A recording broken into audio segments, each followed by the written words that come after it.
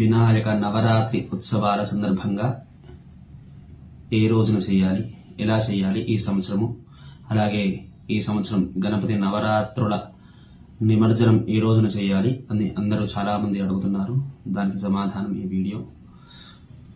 అయ్యా, ధర్మసింధులో ఈ విధంగా చెప్పబడినది వినాయక నవరాత్రుల గురించి. భాద్రపద శుక్ల చతుర్థ్యాం వినాయక వ్రతమాచరేత్ నవరాత్రంతో యః కుర్యాత్ సర్వ విఘ్న వినాశనం. అంటే భాద్రపద శుక్ల చతుర్థి రోజున వినాయక వ్రతం ప్రారంభం. అంటే వినాయకుడి ప్రతిష్ఠ, విగ్రహ ప్రతిష్ఠ చేయడం. అలాగే ఆ రోజు నుండి అనగా భాద్రపద శుక్ల చతుర్థ్యాం వినాయక వ్రతమాచరేత్ నవరాత్రంతో యః కుర్యాత్ సర్వ విఘ్న వినాశనం. ఆ రోజు నుంచి శాస్త్రం ఏం చెప్పబడింది అయ్యా అంటే 9 రోజులుగా నవరాత్రి ఉత్సవాలు చేయమని చెప్పబడినది.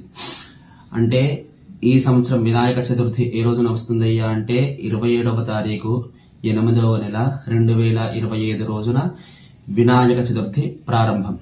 ఆ రోజు నుండి 9 రోజులు అనగా 4వ తారీఖు 9వ నెల 2025 సంవత్సరం వరకు ఈ వినాయక నవరాత్రులు అనేవి నిర్వహించుకోవాలి. అలాగే ఈ వినాయక నవరాత్రులు పూర్తి అవడానికి 4వ తారీఖు రాత్రి కూడా పూజా కార్యక్రమాలు నిర్వహించుకోవాలి. అలాగే 10వ రోజు అనగా తెల్లారి 5వ తారీఖు రోజున స్వామివారి నిమజ్జనం చేయాలి.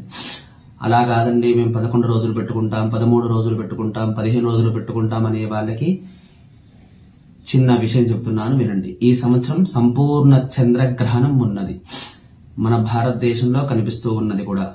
అది ఏ రోజు ఉందయ్యా అంటే 7వ తారీఖు 9వ నెల 2025 రోజున చంద్రగ్రహణం ఉన్నది.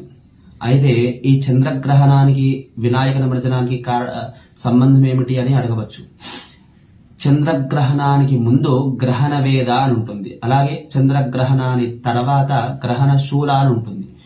అయితే గ్రహణ వేద అనేది ముందు రోజుగా వస్తుంది, గ్రహణ శూల అనేది తర్వాత రోజున వస్తుంది. కాబట్టి వినాయకుని నిమజ్జన ఏ రోజు చేసుకోవాలయ్యా అంటే ఖచ్చితంగా ఎవరైనా సరే 10వ రోజునే ఆచరించాలి. 9 రోజులు పూజా కార్యక్రమాలు ముగించుకొని 10వ రోజు స్వామివారి నిమజ్జనానికి తరలి వెళ్ళాలి. అలాగే ఈ వినాయక నవరాత్రుల గురించి కూడా ఇంకో విధంగా కూడా చెప్పారయ్యా. వినాయక వ్రతం మిదం యద సమ్యగననుష్ఠతి తస్య విఘ్నామి నశ్యంతి సర్వత్ర విజయీ భవేత్. అంటే ఈ 9 రోజులు పూజాది కార్యక్రమాలు ఎవరైతే సక్రమంగా నిర్వహిస్తారో వారికి ఈ 9 రోజుల తర్వాత స్వామివారిని సక్రమంగా నిమజ్జనానికి